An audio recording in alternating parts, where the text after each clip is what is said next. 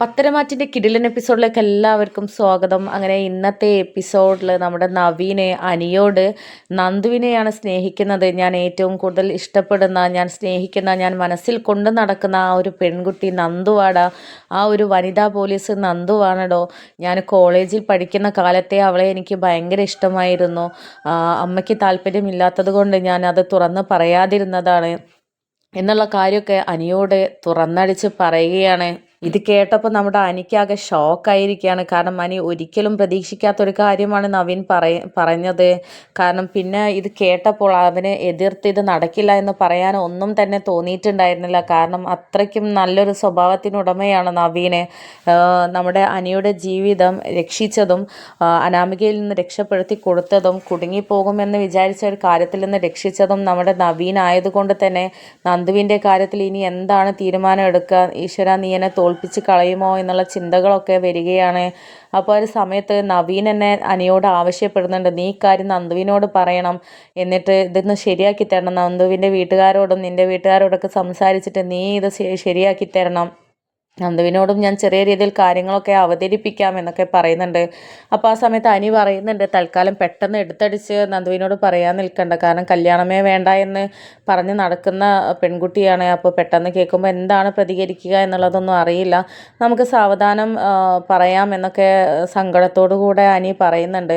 അപ്പോൾ ആ സമയത്ത് നവീന്, നിനക്ക് ഞാനിത് പറഞ്ഞപ്പോൾ ഷോക്കായില്ല, ഞാൻ നിന്നോട് മുന്നേ പറയണമെന്ന് കരുതിയതാണ്, പിന്നെ ഒരു അവസരം വന്നിട്ടില്ലല്ലോ, ഇപ്പോൾ നിങ്ങളെല്ലാവരും ചോദിച്ച് വെറുപ്പിച്ചത് കൊണ്ടാണ് ഞാൻ പറഞ്ഞത്, വർഷങ്ങളായിട്ട് ഞാൻ മനസ്സിൽ കൊണ്ട് നടക്കുകയായിരുന്നു.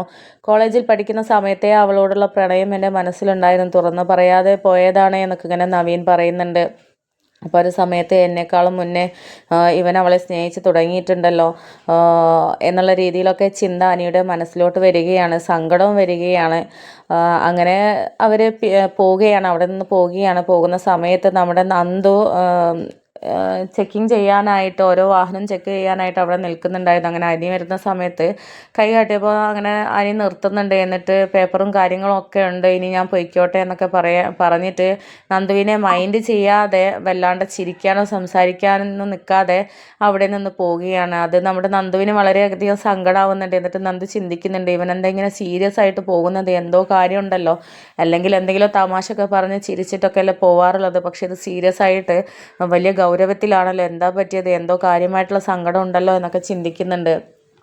എന്നിട്ട് നമ്മുടെ പോലീസുകാരെ അവിടുത്തെ ഡ്യൂട്ടി ഏൽപ്പിച്ചിട്ട് നന്ദു വീട്ടിലോട്ട് പോകുന്നുണ്ട്. അതിനുശേഷം നന്ദു അനിയെ ഫോൺ ചെയ്യുകയാണ്. എന്നിട്ട് കാര്യങ്ങളൊക്കെ ചോദിക്കുന്നുണ്ട്, എന്താടാ നീ കണ്ടിട്ട് ഒന്ന് മൈൻഡ് ചെയ്യാതെ സീരിയസ് റോളിൽ നിന്ന് പോയത്, എന്തോ കാര്യമായിട്ട് പ്രശ്നമുണ്ടല്ലോ, എന്തെങ്കിലും പ്രശ്നമുണ്ടോ, എന്തെങ്കിലും ഉണ്ടെങ്കിൽ പറ എന്നൊക്കെ പറയുമ്പോൾ ഒന്നുമില്ല, നവീൻ വിളിച്ചിരുന്നു, അത് അവൻ്റെ അടുത്തോട്ട് പോയതായിരുന്നു, അവൻ്റെ മനസ്സിലുള്ള പെൺകുട്ടിയെക്കുറിച്ച് എനിക്ക് അറിയാൻ സാധിച്ചില്ല, അതുകൊണ്ടാണ് എന്നൊക്കെ ഇങ്ങനെ പറയുന്നുണ്ട്. അപ്പോൾ ആ സമയത്ത് നമ്മുടെ നന്ദു പറയുന്നുണ്ട്, നവീനേട്ടൻ ഏത് പെൺകുട്ടിയെ കാണിച്ചു കൊടുത്താലും അത് നമ്മൾ സാധിച്ചു കൊടുക്കണം, അത് ഏത് വലിയ കൊമ്പത്തെ കുട്ടിയായാലും. കാരണം നവീനേട്ടൻ ചെയ്ത ഉപകാരങ്ങളൊന്നും നമ്മൾ മറക്കാൻ പാടില്ല, പ്രത്യേകിച്ച് നീ മറക്കാൻ പാടില്ല. അതിനെക്കൊണ്ട് നവീനേട്ടൻ്റെ ഏത് ആഗ്രഹവും നീ സാധിച്ചു കൊടുക്കണം, നിന്നെക്കൊണ്ട് കഴിയുന്ന ആഗ്രഹമാണെന്നുണ്ടെങ്കിൽ നീ അത് സാധിച്ചു കൊടുക്കണം എന്നൊക്കെ പറയുകയാണ് നന്ദു.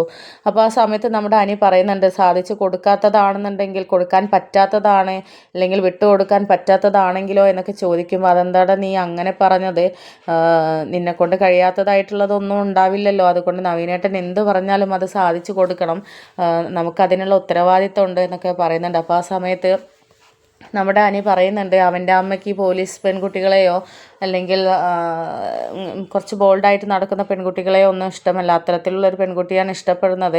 അപ്പോൾ അത് എനിക്ക് സാധിച്ചു കൊടുക്കാൻ പറ്റുന്നതാണെങ്കിൽ നീ സാധിച്ചു കൊടുക്കണം എന്നാണോ, വിട്ട് കാര്യമായിട്ട് ആ പെൺകുട്ടിയോട് സംസാരിച്ചിട്ട് പറഞ്ഞിട്ട് നടത്തി കൊടുക്കാൻ പറ്റുന്നതാണെങ്കിൽ നടത്തി കൊടുക്കണമെന്നാണോ നീ പറഞ്ഞത് എന്നൊക്കെ നന്ദുവിനോട് ചോദിക്കുമ്പോൾ, അതിൽ സംശയം എന്താ, ഏത് ആഗ്രഹമാണ് നവീനേട്ടൻ പറഞ്ഞത്, ഏത് പെൺകുട്ടിയെ ചൂണ്ടിക്കാണിക്കുന്നത്, ആ പെൺകുട്ടിയായിട്ടുള്ള വിവാഹം നടത്താൻ വേണ്ടിയിട്ട് നമ്മളത് ആ ഒരു ആഗ്രഹം നടത്താൻ വേണ്ടിയിട്ട് കൂടെ നിൽക്കുകയും അത് നടത്തി കൊടുക്കുകയും വേണം. നമ്മൾ രണ്ടുപേരോടും രണ്ടുപേരുടെയും കുടുംബക്കാരുമായിട്ട് നവീനേട്ടന് അടുപ്പമുണ്ടായത് കൊണ്ട് തന്നെ നമ്മൾ മുന്നിൽ നിന്ന് തന്നെ ആ ആഗ്രഹം നടത്തി കൊടുക്കണം.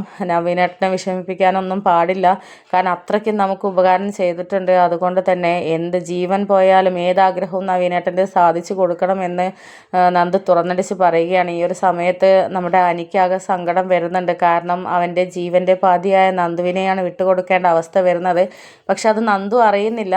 പക്ഷെ നന്ദുവിനെയാണ് അവൻ സ്നേഹിക്കുന്നത്, നവീൻ സ്നേഹിക്കുന്നത് എന്ന് അറിഞ്ഞു കഴിഞ്ഞാൽ നന്ദു ആകെ കൺഫ്യൂഷനാവും. കാരണം നമ്മുടെ നവീൻ്റെ മുഖത്ത് നോക്കിയിട്ട് നന്ദുവിന് ഒരിക്കലും നിന്നെ ഇഷ്ടമല്ല, നവീനേട്ടനെ ഇഷ്ടമല്ല എന്നുള്ളത് പറയാൻ നന്ദുവിന് ആവില്ല. അപ്പോൾ ആകെ കുഴഞ്ഞു മറിഞ്ഞ് നിൽക്കുകയാണ് അനി. അങ്ങനെ പിന്നീട് നന്ദുവായിട്ടുള്ള സംസാരമൊക്കെ നിർത്തിയിട്ട് ഫോൺ വെക്കുന്നുണ്ട്. എന്നിട്ട് സങ്കടത്തോടു കൂടി, ദൈവമേ ഈശ്വര, എന്നെ കയ്യിൽ നിന്നും എല്ലാം നഷ്ടപ്പെട്ടു പോവുകയാണോ, നീ എന്നിൽ നിന്നെല്ലാം തട്ടിപ്പറിച്ചെടുക്കുകയാണോ, ഇത്രയും ത്യാഗം ഞാൻ സഹിച്ചിട്ടും എനിക്ക് നന്ദുവിനെ കിട്ടാത്ത അവസ്ഥയിലേക്ക് പോവുകയാണോ, നവീനോട് ഇനി എന്തു പറയും, നവീനെ എനിക്കിതിന് പിന്തിരിപ്പിക്കാൻ പറ്റുമോ, നന്ദുവിനോടുള്ള പ്രണയം അവൻ്റെ ഉള്ളിലും പതിഞ്ഞു കഴിഞ്ഞതാണ്, അതിനെക്കൊണ്ട് അവനെ പിന്തിരിപ്പിക്കാൻ എനിക്കാവുമോ ഈശ്വര, ഇതിനെന്തെങ്കിലും ഒരു വഴി കണ്ടെത്താ എന്നുള്ളത് ഒരു പ്രാർത്ഥനയിൽ അനി നിൽക്കുകയാണ്. എന്നിട്ട് ചിന്തിക്കുന്നുണ്ട്, നന്ദു ആണെങ്കിൽ നവീൻ സ്നേഹിക്കുന്നു എന്നറിഞ്ഞാൽ കുറച്ച് സമ്മതിക്കാൻ ബുദ്ധിമുട്ടാവും. പിന്നെ വീട്ടുകാരെ നിർബന്ധിച്ച് വിവാഹം കഴിപ്പിച്ചാൽ അവൾക്കത് സമ്മതിക്കാതിരിക്കാനും പറ്റില്ല. ആ സമയത്ത് എന്നെ മറക്കുമോ അല്ലെങ്കിൽ നവീനെ വിട്ട് കളയുമോ എന്നെ വിട്ട് കളയുമോ, ആകെ കുഴപ്പം അറിഞ്ഞ രീതിയായല്ലോ, ഇനിയിപ്പോൾ എന്താ ചെയ്യാന്നൊക്കെ സങ്കടത്തോടു കൂടെ ചിന്തിക്കുകയാണ്.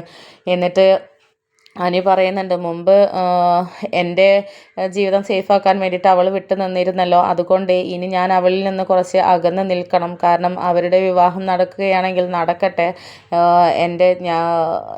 എൻ്റെ സങ്കടം ഞാൻ കണ്ടില്ല എന്ന് വെക്കേണ്ടി വരും. എൻ്റെ പ്രാണൻ വിട്ടുകൊടുക്കുന്ന രീതിയാണ്, അവളില്ലാതെ എനിക്ക് ജീവിക്കാനൊന്നും പറ്റില്ല.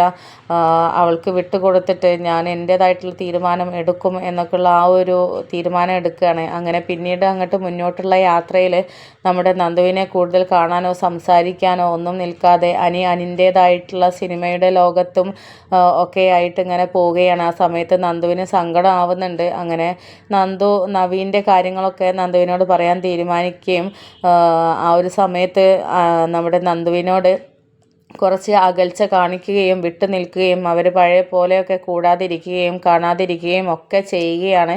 പക്ഷെ അത് നന്ദുവിനെ ഉൾക്കൊള്ളാനോ സഹിക്കാനോ പറ്റുന്നുണ്ടായിരുന്നില്ല. അപ്പോൾ ഇനി വരാൻ പോകുന്നത് എന്താണ് എന്നുള്ളത് നമുക്ക് അടുത്ത എപ്പിസോഡിലൂടെ കണ്ടറിയാം.